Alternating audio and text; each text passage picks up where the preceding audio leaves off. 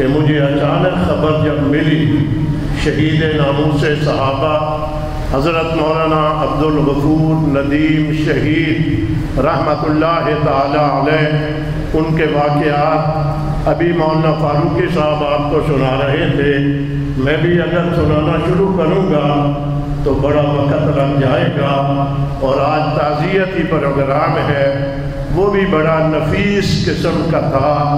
آپ نے نفاست کے میدان میں نے بھی بڑے خطیبوں کو دیکھا، آپ نے بھی بڑے خطیبوں کو دیکھا، ایمانداری سے سپاہ صحابہ کا ہو اور نفیس خطیب ہو، یہ مولانا عبدالغفور ندیم کا اعزاز تھا۔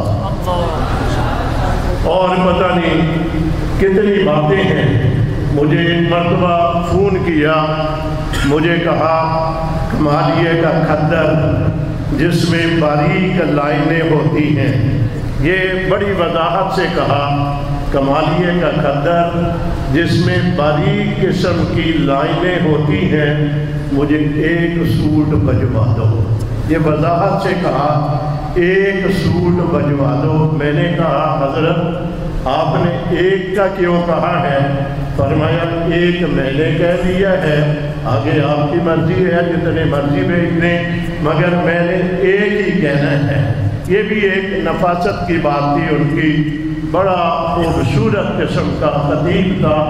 اللہ تعالیٰ یقیناً ہم نے تو اس کی قبر کے اوپر بھی کھڑے ہو کر اس کی نفاست کو اس وقت دیکھ لیا تھا۔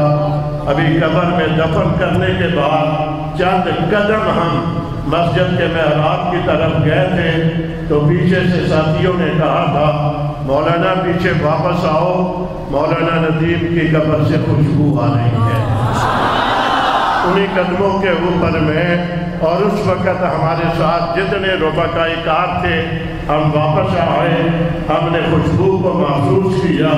وہ خوشبو دنیا کی خوشبو نہیں تھی، وہ جنت کی خوشبو۔